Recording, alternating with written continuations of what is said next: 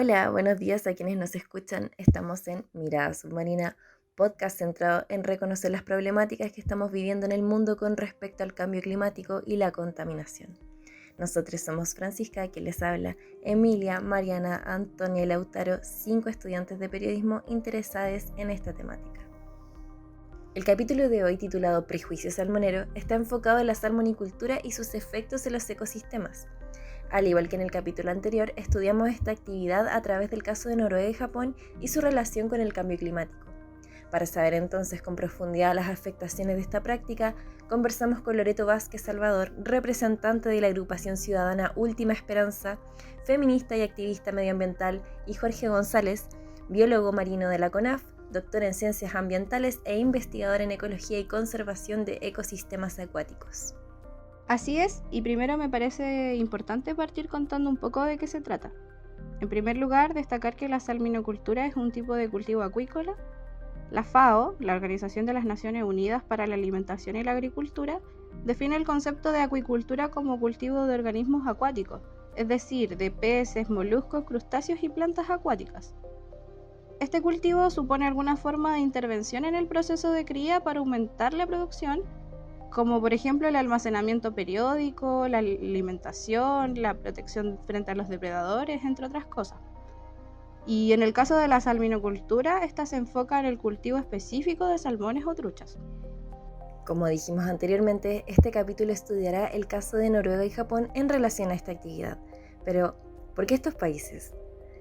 Recordemos que los salmones y truchas son productos cotidianos dentro de la dieta japonesa y que Japón es un referente para Asia, desde lo económico hasta lo cultural. Por lo tanto, sustituir este producto por otro es muy difícil, ya que otros países dependen también de sus consumos. A fines del 2015, las exportaciones de congelados de salmón y de trucha, tanto entero como filetes, totalizaron 899 millones de dólares, unos 800.000 millones de pesos chilenos.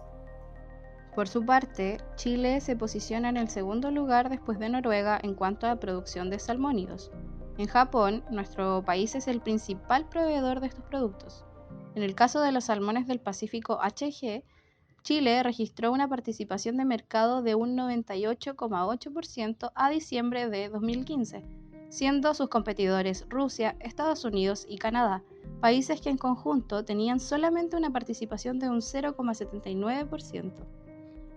Para entender de mejor manera las afectaciones de esta actividad, conversamos con el biólogo marino Jorge González, que con sus conocimientos científicos nos describe los efectos más nocivos de esta actividad.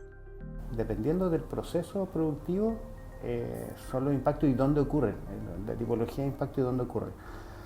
Hay un primer proceso que es los hatcheries o los cultivos de la obtención de alevines y los cultivos de las primeras etapas de estadio del ciclo de vida del salmón, que ocurren en agua dulce.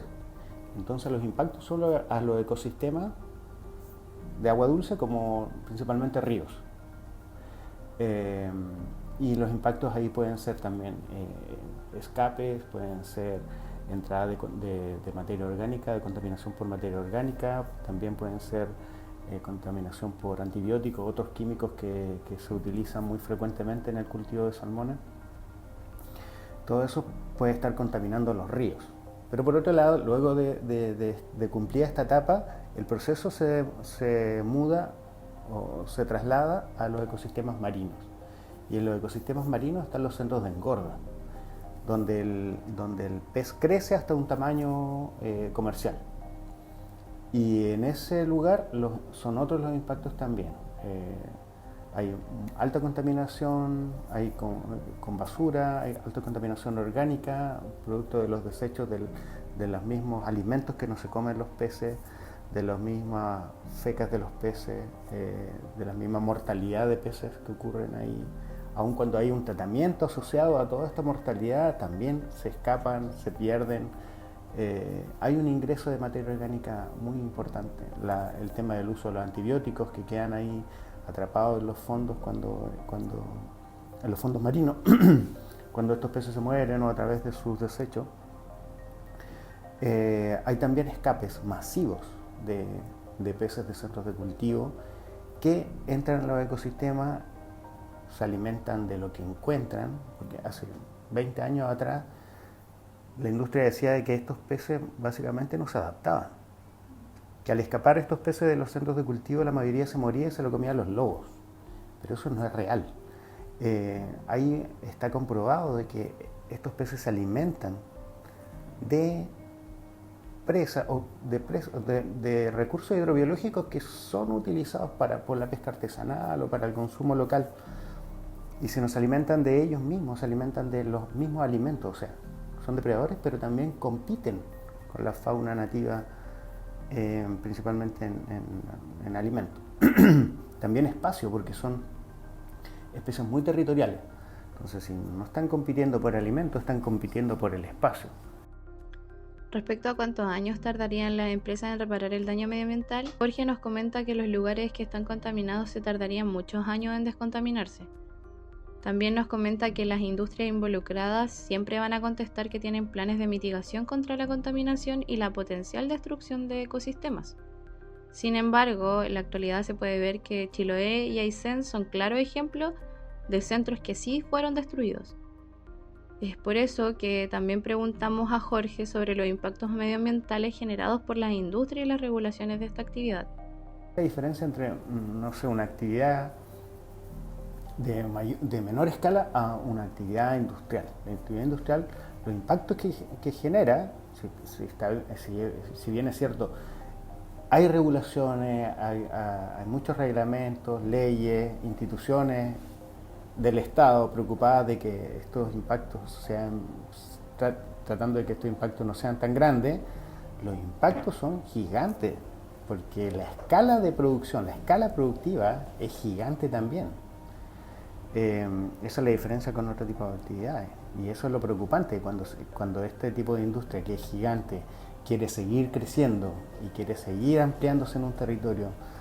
Obviamente que va a generar rechazo, obviamente que va a generar preocupación en la gente que habita ese territorio, que quiere permanecer por generaciones viviendo en ese territorio y no quiere que una industria que venga de afuera lo venga a destruir, es obvio.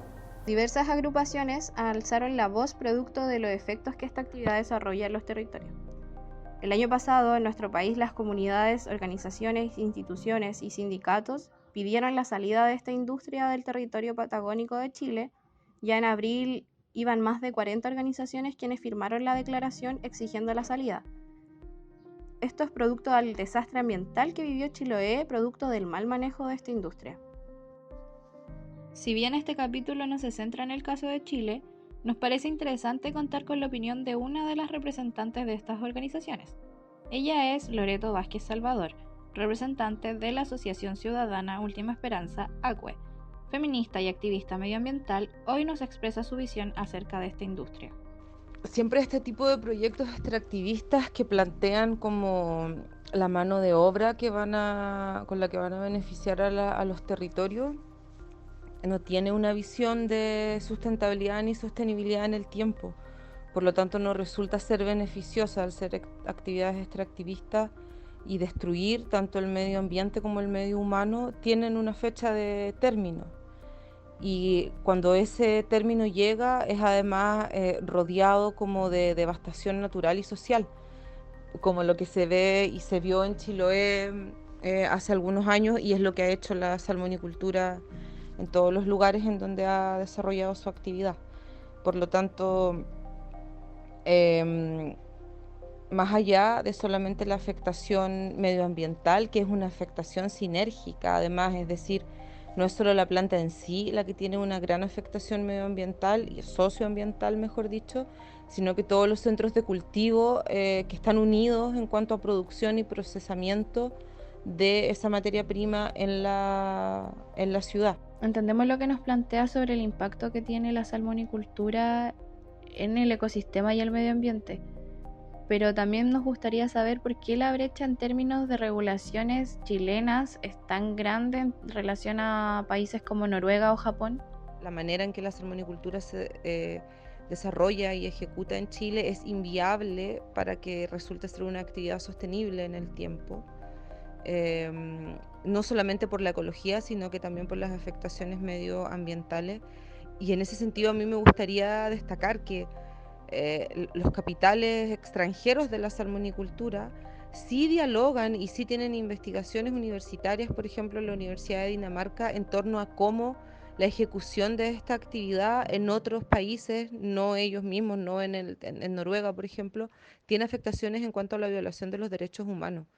Entonces me parece importante poder empoderarnos para primero defendernos como habitantes de nuestro territorio.